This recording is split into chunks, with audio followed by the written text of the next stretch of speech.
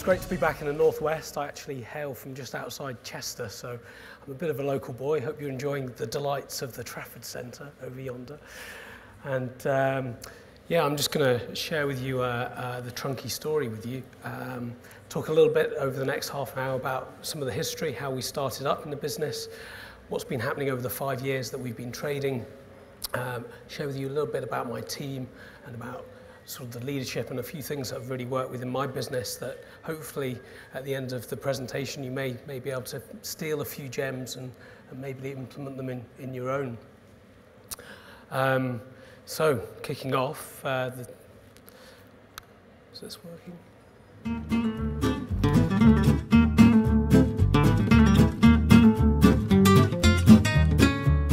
I'm from we create these really cool travel products called Trunkis. They're the world's first and only ride-on suitcases for globe-trotting tots. So it gives children a little bit of responsibility for their own possessions so they can pack their favourite toys and games inside, ride them around, keep them entertained when they're bored at airports, and more importantly, parents can tow them along when they're tired.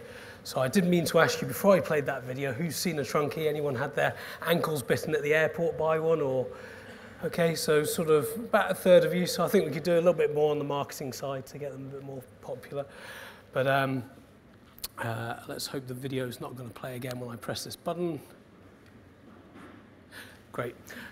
So basically I came up with the idea, the eureka moment for the Trunki back in 1997 while I was studying product design at the University of Northumbria.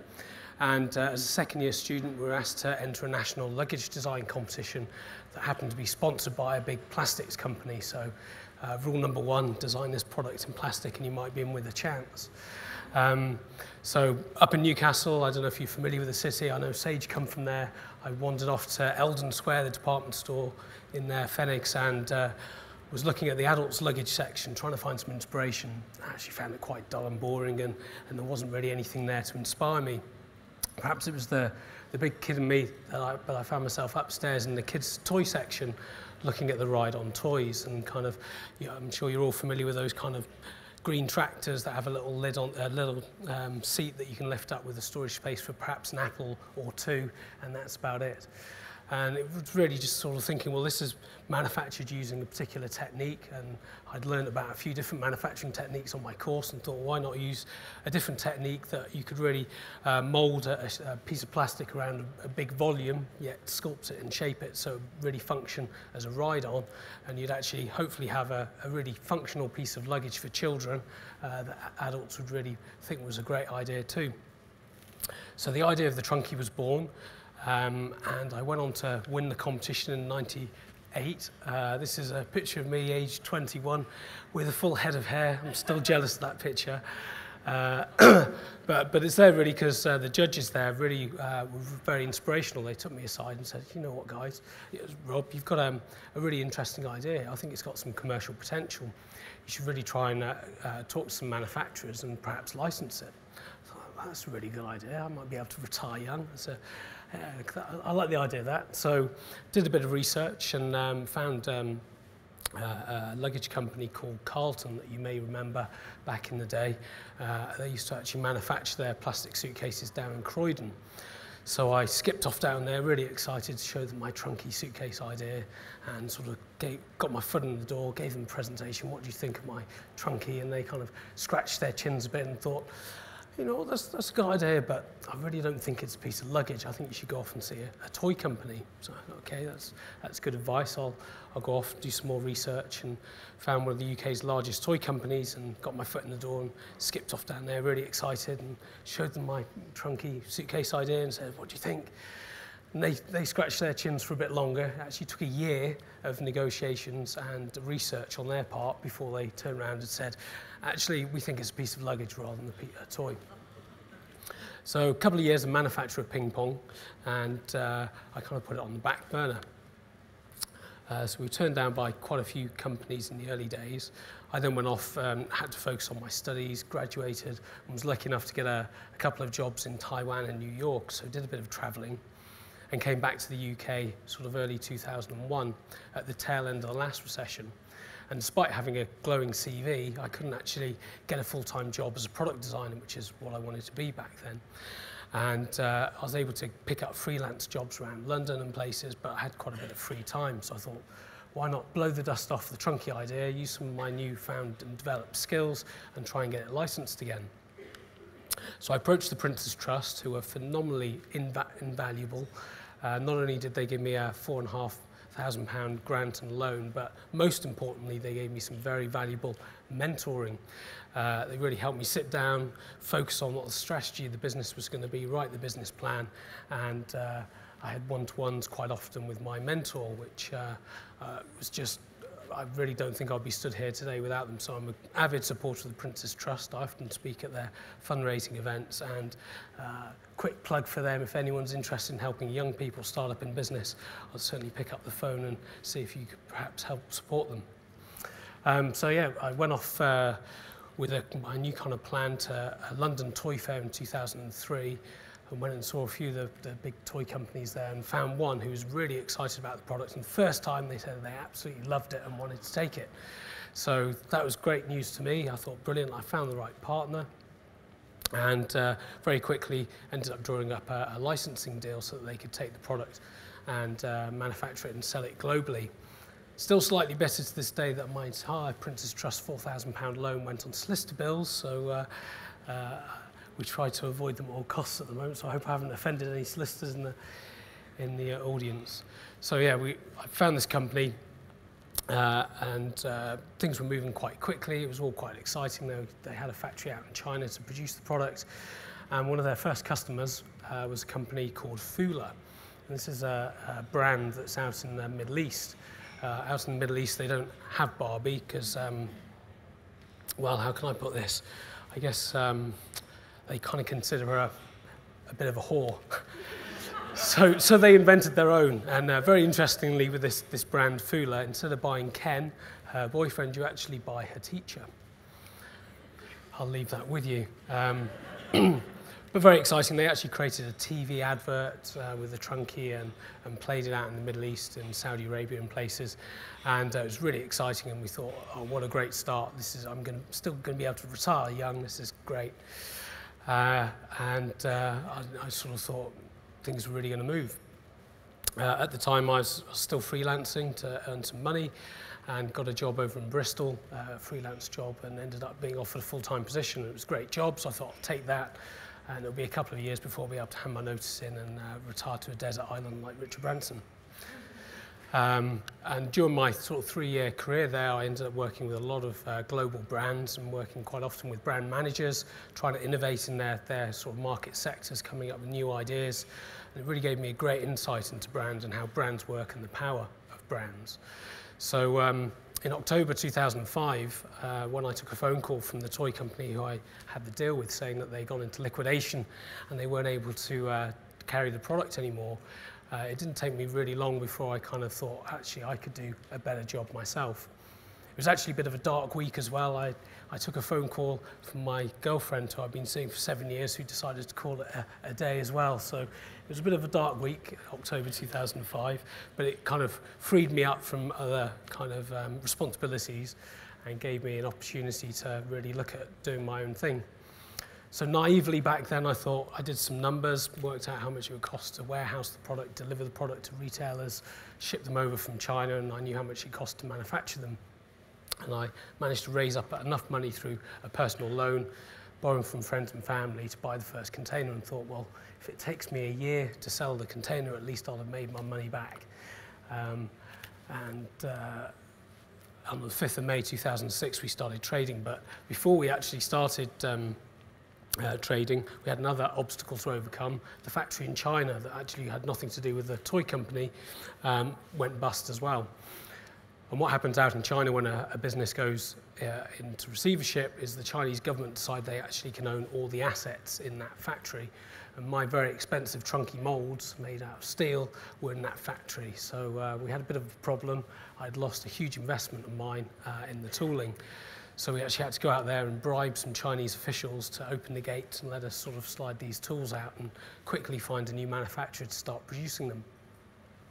The real target for launch was Easter 2006, so we had a a real sort of struggle to try and get the product up and running in a new factory in time to land in the UK for Easter. And unfortunately, what ended up happening when the first batch of Trunkies arrived, 1,600, Terence the blue ones and Trixie the pink ones in Avonmouth, it didn't take long before I started getting some irate phone calls from some customers. What ended up happening was, in the rush for setting up production, one of the only parts on the Trunki that isn't made in a mould is the little metal clasps that act as hinges. And I was getting phone calls from irate parents saying, the Trunki's rubbish, whenever my child sits on the Trunki, the catches pop open, which obviously isn't ideal. But sort of dealing with some quite sort of hostile phone calls, I sort of reverted back to probably an instinct of mine, and that's to use a little bit of humour. So I sort of tried to calm them down, said, it sounds like you've got a poorly Trunki, fear not, it sounds like you may have the sneezes, but we have a remedy. So I very quickly got the correct catches manufactured out in China, FedExed over, and started posting them out to people with a funny little instruction sheet of how to fix your Trunki that sort of included wearing a doctor's outfit. But we actually turned that into a really positive situation. So very early on, I realised the power of really good customer service. And one of the reasons we were able to replace the Trunki catches and more parts, as I'll talk to you in a minute, is the whole product was designed for disassembly. So at the end of a Trunki's life, you can strip it down to its raw 3 components and send it off for recycling. Or you may be able to replace spare parts. So it took me a couple of months over on the lead up to the summer to fix all the Trunkies in the warehouse, roped in friends and family, my girlfriend at the time, and we were able to get the Trunkies all fit and healthy, ready to go back out to the market for the peak time of summer holiday season. Only to find out, turning on the news one morning, that some chap thought it would be a good idea to drive a van into Glasgow Airport, and as a result there was a ban on hand luggage. So I just started a children's hand luggage business in the UK, it's our core market, and there was a ban on them. So that was a bit of a challenge, something we had to overcome. 2 sort of things that I took away from that was we were getting a lot of people phoning us up saying, look, there's a ban on hand luggage, Trunkies they're only hand luggage, so can I check them in? So we sort of said, well, if you do check them in and you're forced to, then check them in, but if they get beaten up by the bigger cases in the hold and a part breaks off, fear not, phone us up and we'll send you a free replacement part, so you'll be able to fix them up if they do get beaten up. And I kept phoning up the Department of Transport trying to find out when they were going to lift this ban, and no one knew. It ended up going on for about 6 weeks, so really on tenterhooks for 6 weeks. When on earth is this absolute nightmare going to end? And another learning we took from that incident was, don't put all your eggs in one basket. So we had a whole marketing plan that was purely around travelling the Trunkies in the airports, and that current sort of climate of fear and all this terrorist stuff going on, we decided to have a more safer domestic marketing plan, and that involved creating a cow print Trunki called Frida, and we marketed her to the domestic market, talking about trips out to the countryside and going off camping. So Frida was a big success the following year. And then just literally, about 3 days before the ban was lifted, Dragon's Den aired. We actually filmed the episode 2 weeks after the first Trunkies arrived, and it took 6 months before the programme actually aired. But we had a bit of theatrical television. Quick show of hands who saw the episode with the Trunkies. Oh wow, quite a lot of you. So as a quick reminder, I'll just play you a quick clip. The moment Theo pulled that handle off, the whole integrity of the quality of that product was compromised. So I'm afraid I'm out. You think you have something. I tell you, you don't. I tell you why you don't. Within 7 days, I could do a better job than that. I could have this in production by the end of next month. Your company is currently worthless. I'm out. Would you be prepared to move to something like half the company for 100 grand? No, not at all. I can go to 50% now. Okay, well, I'm out. I wish you the best of luck. Thank you, Richard. Thanks. So I think after leaving the den, I probably lost the rest of my hair. Yeah, it's a really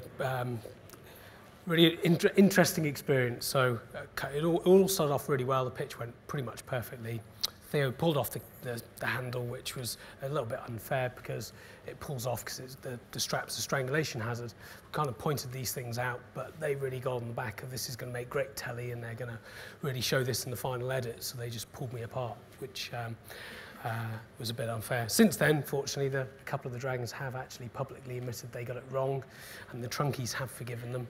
I'm not sure I have completely yet, but we've done really well. It was a great bit of marketing for us, but at the time I thought, really, they're going to make such a bad thing of this, and the BBC advertised my episode as wheelie rubbish. So it didn't give me much faith in what that edit was going to be.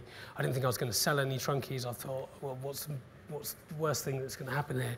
So I thought, at least I'm going to get some people to my website, the Trunki website. So if they're not going to buy Trunkies, I might as well try and get something from that. So I posted up a survey to get some consumer feedback. And as with all surveys, the last question is, if you want to tell us anything else, please do so here. And we had over 2,000 entrances just that evening in the survey, and over 500 people filled in the last question with phenomenal words of support for the business, for the product. A lot of people bought them, which was a nice surprise, and it was really the public seeing through the sort of theatrical twist the BBC put on there. And it really gave me a huge amount of energy to then drive forward with the business, and also some funds too from the sales. And at the time, we'd been struggling again to get into department stores. Toy buyers thought it was luggage buyers thought it was toy. We were getting passed round, and we couldn't really get any traction in the market. Unfortunately, after Dragon's Den aired, we started getting phone calls from various departments saying, I want it in my department, come and see me. So all in all, looking back now, I wouldn't change a thing. Dragon's Den was probably one of the best things that happened to us starting off in business. So we've been trading for 5 years now, or 5.5. And we always try and celebrate achievements within our business and have any excuse for a good party. So for our 5th birthday, I thought it'd be great to take the whole team off on a holiday. Let's go to somewhere like Ibiza. And in the current climate, with the doom and gloom, I knew that there was going to be a bit of a PR hook here. So although it was a bit of an expense, paying for all the flights and the hotel, we got a phenomenal amount of PR out of it. A lot of the local papers picked it up. We took the whole team out there. It was really great to cement the team and the whole company culture. Everyone had a great time. There's some stories I can't really tell you about, but for months beforehand, people were talking about how much they were looking forward to this trip, and afterwards they still talk about it around the pub table. So for not a huge investment, we've really solidified the team. We created a really interesting little story, and it pretty much paid for itself through all the PR we got. So that worked really well for us. But in the 5 years of trading, we've just celebrated selling our 1,000,000th Trunki unit. So there's a fair few out there. Starting the business, I had no idea what numbers we'd get to. I was just very focused on sort of the next day. But yeah, 1,000,000 units. Hopefully it'll only take 2 years before we're up to 2. We're in quite a lot of stores. We're in both luggage, toy, nursery and gift departments, working with all the great high street brands and actually turning away business from some of the super retailers out there, and really focusing on developing the business we've already got with our customers and trying to make the Trunkies really stand out well. You may have seen them in John Lewis, for instance. It's a really good store. We started exporting very early on. It was really important to me, partly down to a lack of intellectual property around the product. We don't have a patent, that we needed to get the Trunkies out, populating the world and transcending international boundaries.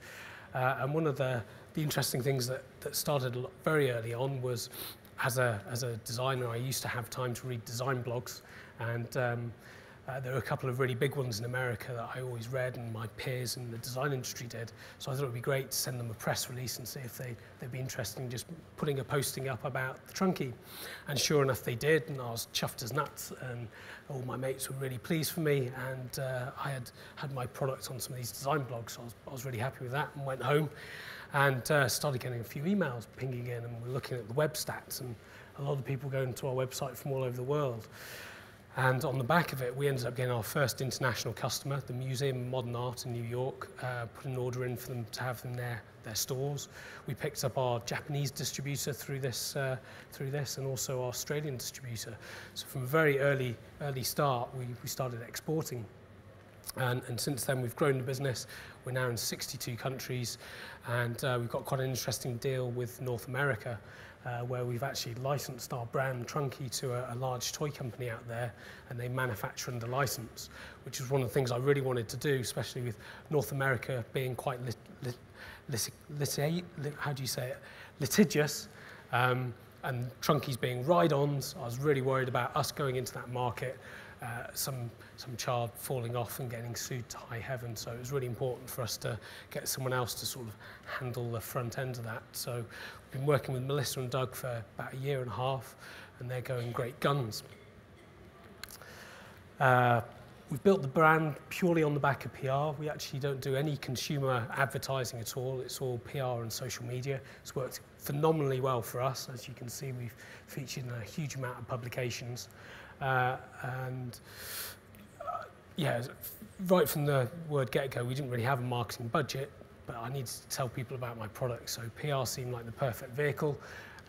Journalists love to write about the products, and if you can support your product or service with some great photography, it's a lot easier for the journalists to pick up.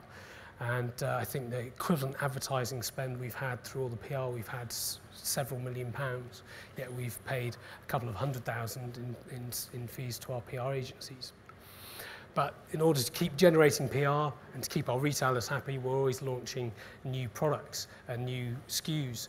So every time we launch a new product, we sit down, scratch our heads, think about how we can make a fun sort of a bit of a splash in the market, and we've just launched a Trunkosaurus, a dinosaur Trunki range, which we thought it'd be great to do a little take on a night at the museum, and I'll just share this viral video we created with you.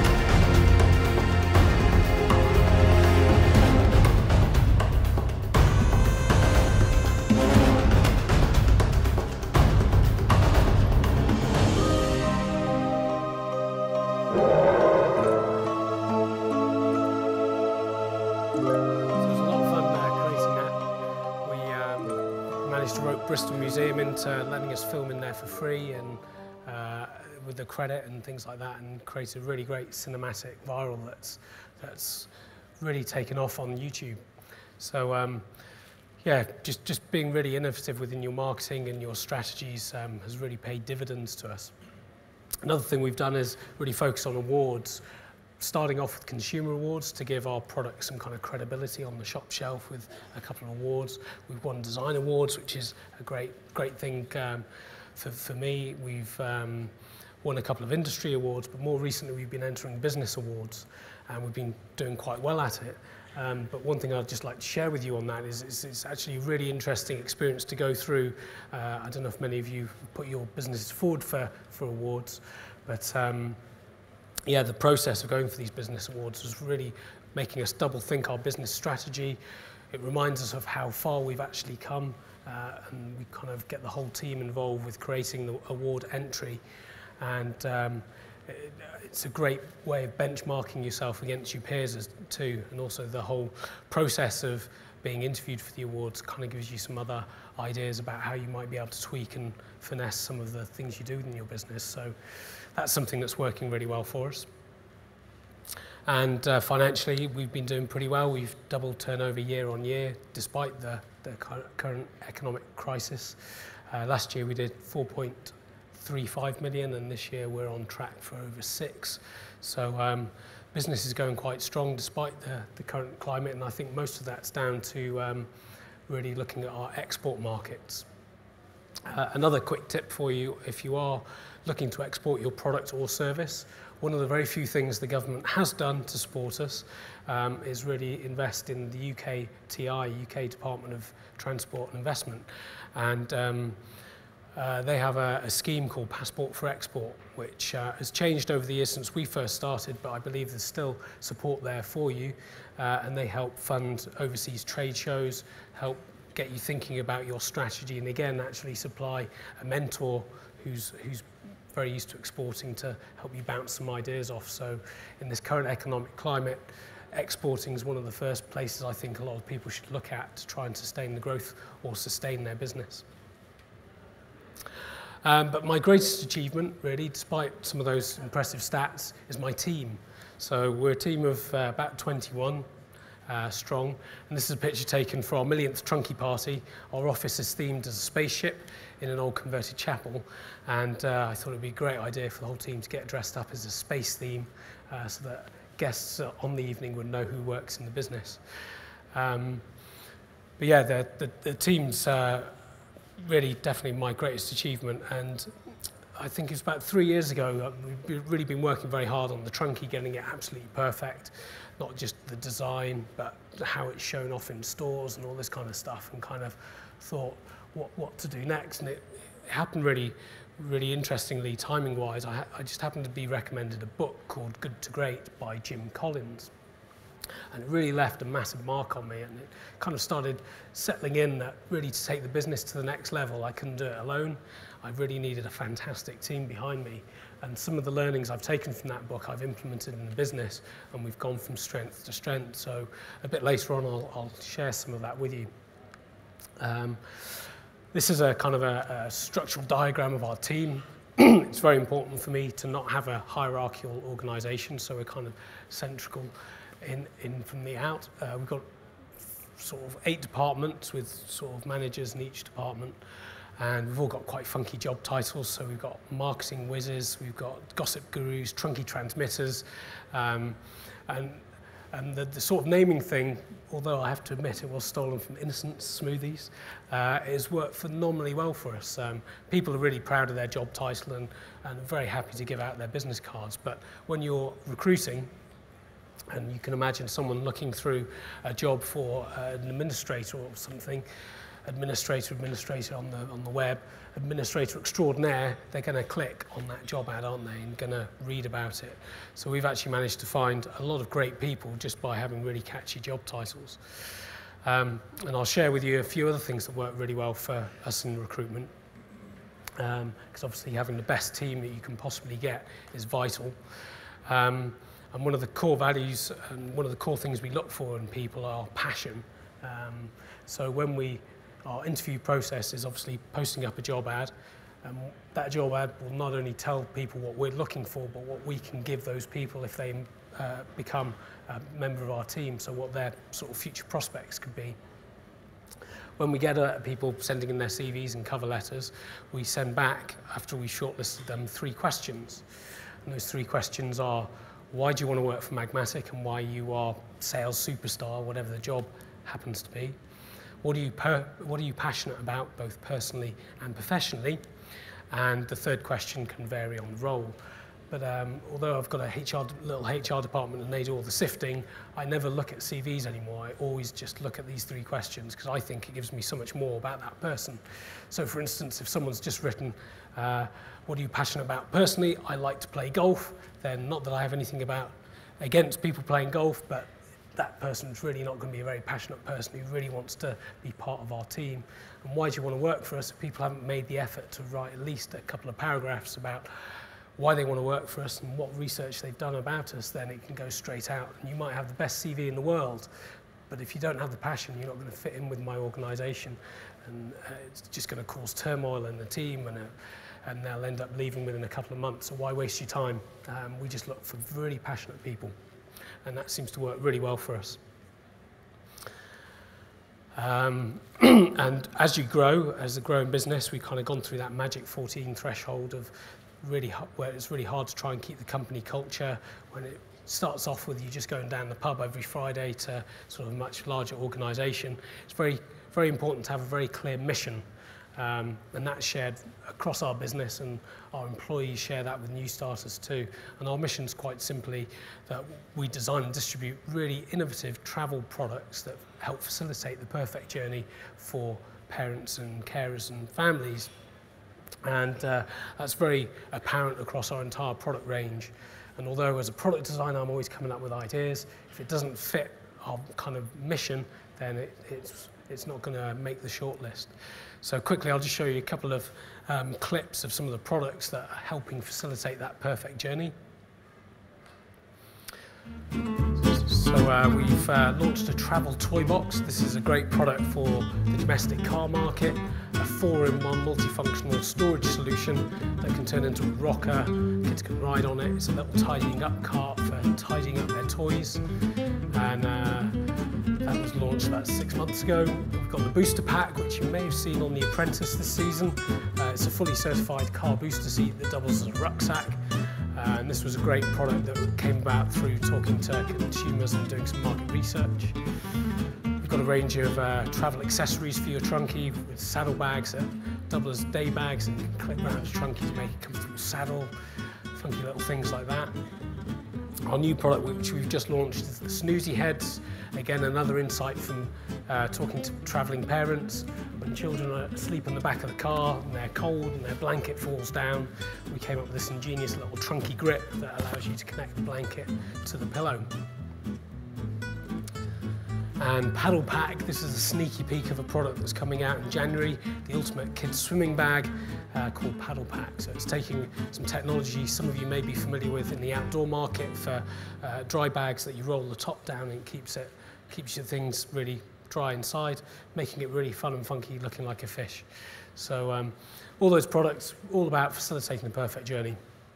And why do we want to do that? We have a very clear vision. And that's about really enabling parents and carers to take children off, exploring the world where they can learn and develop so much as little people. And that's really important to us because I think so often, as someone who's travelled quite a lot myself, you can gain so much from the experience, but as a young family, you're kind of petrified of the kids screaming on the plane and really kind of not being very adventurous with taking them out to different places. And I think if we can help facilitate that in some way with making the journey a bit easier for them, then we're hopefully encouraging more people to be explorers. And the sort of third angle to having a very clear thing about the business is having some values, some core values. So we've got 4 core values, and that's innovative, dynamic, fun, and responsible. So innovative isn't just about having really innovative products, it's about looking at how we can be innovative with our marketing, how we can be innovative within our kind of office environment and things like that. Dynamic is all about sort of using some of the latest management thinking, using some of the latest software, and really being able to react very quickly to the market. So we don't want to get too big where it takes us a year to make a decision. We try and make decisions very quickly and stick by them. Responsible, that's a big one. It's not just about the environment, and I've talked about some of the design for disassembly, reuse, reusing, reducing and recycling, but it's about people too. And that can be the people that work in the factories out in the Far East that create some of our products, through to the people in my team. We invest very heavily in the training of our team. Everyone has a £1,000 training pot, and we really want people who are on our journey and work with us to really learn and develop a lot themselves too. And then fun is obviously an important one for us at business. It shouldn't just be all about hard work. We do try and have a bit of a laugh along the way. And one of the core things that really represents fun in our office is we have a slide, which you may have seen on the front cover of Sage magazine. And it's great fun to always twist the bank manager's arm to have a go down our slide. And it's a great sort of huge big orange thing in the office. And every time someone new comes to the business, we always insist they have to have a go on our slide. And it's not just a gimmick. You may think it's a really simple gimmick, but if you imagine that person who's been down our slide, they go back to their office, their friends, their family, over the pub table, they're going to be talking about our business and very effortlessly talking about one of our key values, which is fun. So they're able to communicate to the wider world about our business and what we kind of really stand for. So I mean, an idea, I'm not telling everyone to put slides in their offices, but perhaps if one of your core values is all about quality, and you really pride yourself on having a quality product or quality service, why, when people come to your office, do you give them a really crap cup of tea or coffee? Why not invest in a really fancy coffee machine so that when people come and get a really nice cup of coffee, they're actually going to tell some of their friends and family, oh, I went and saw so-and-so today and had a really nice cup of coffee. And then again, they're sort of communicating one of your core values. These cards are actually, everyone's made their own little card up with 4 images that they think represents each one of those values. So I have no say in what they choose. We've even had Arnold Schwarzenegger being chosen as dynamic. But it's not for me to say, it's down to every individual in our team what really represents those values. And that's important for me because I'm not going to be around all the time looking over everyone's shoulders to help make sure they're making the right decisions. So by having these little placards on their desks, when they're making big decisions, they can just glance up at our 4 core values and just make sure those decisions are in line with our sort of company ethos. So as a leader, I think, yeah, there's the slide. Does help us make a cup of tea a lot quicker, actually. As a leader, I think our main sort of, my main mission is really to try and inspire my team. So we have this great office. It really oozes our kind of values of fun, innovative, dynamic, and responsible. Even our boardroom table, boardrooms don't get used all that often, so I thought it'd be great to make it a bit more functional. So it's been designed as a table tennis table that gets used pretty much every lunchtime for various championships matches. And where we all work up on the mezzanine, it's very funky, fun, and informal. I guess it's coming from a design background. I've worked in some quite nice offices, but I really truly believe you spend, 2/3 of your waking life working. Why work in a dingy, horrible office? You've really got to kind of embrace and get the best out of people for your business to succeed. And surely one of the very fundamentals is having a really nice environment for people to work in. It also works really well for recruitment. So when we're interviewing and we found someone that we really like, they get the full tour of the office, and you can just see their eyes light up, and they really kind of want to. They really think that they want to come and work for us. So it helps us sort of beat the competition with recruitment too. I think that's my half hour to the end. That's the end so far. That's obviously one of our global visions that someday, hopefully, some of today's Trunkies will be used on trips to the moon. And before the Q&A, I'd just like to leave you with a great quote I heard from another speaker, Nigel Ridsner, and that's, have a dream, share your vision, and play with everyone who turns up. Thank you.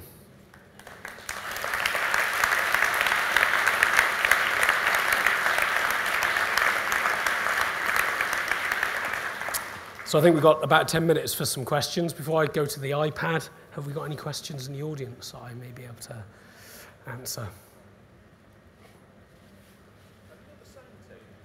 Sorry to shout that one out a bit loud. We haven't really lost anyone for 3 years, and our sickness rate's about less than 2 per person per year. So that's sort of showing how some of these things really work. But in the early days, we had some quite young people join the business who then went off travelling, so we lost them. But yeah, we've managed to retain pretty much most of the staff and really incentivise them. And if they are starting to struggle, we really try and get on it as quickly as possible, offer them whatever training and support they need, and try and get to the bottom of why they might be sort of going off track. Because everyone has so much potential, it's just trying to unleash that.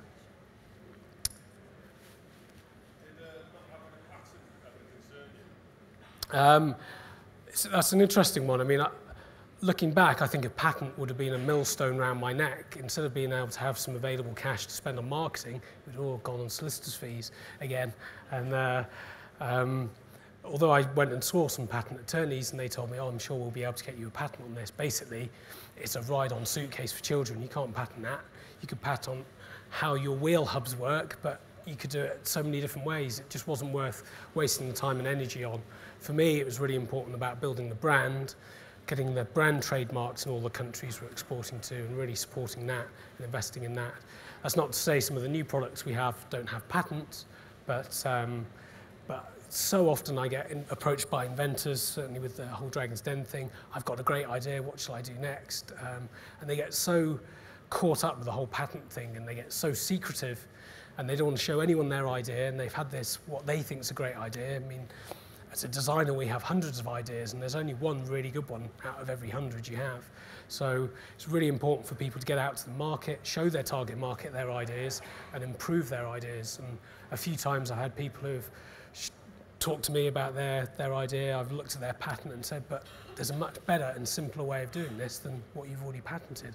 If they'd just gone out to the market and talked to people, instead of being so secretive, I mean, there is some protection there. You can get people to sign NDAs, non-disclosure agreements, so there is a level of protection, but what's the point in having something and hiding it and never doing anything with it, or just taking a bit more of a risk and trying to improve it?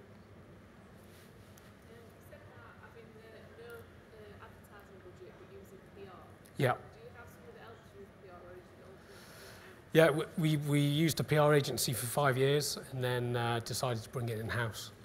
And at the moment we kind of invest 2 days a week purely on PR with one person. Okay, sure. Has anybody copied it? Yeah, we've had 6 copies so far, from China and from Spain, but you haven't seen any of them, have you? Exactly, so it's the power of our brand. No one can compete, and because we're in a really interesting market, the borders, nursery, toy and luggage, we distribute the products ourselves in the UK. We use distributors globally, but you've got to be very dynamic to be able to service those 3 core markets. And most of our copies have come from the toy market, whereas actually in the UK, most of our main retailers are in luggage, and they expect a much bigger margin than the toy market. So we're able to sort of circumnavigate all that and really push our brand. Okay, is that we done? Thank you.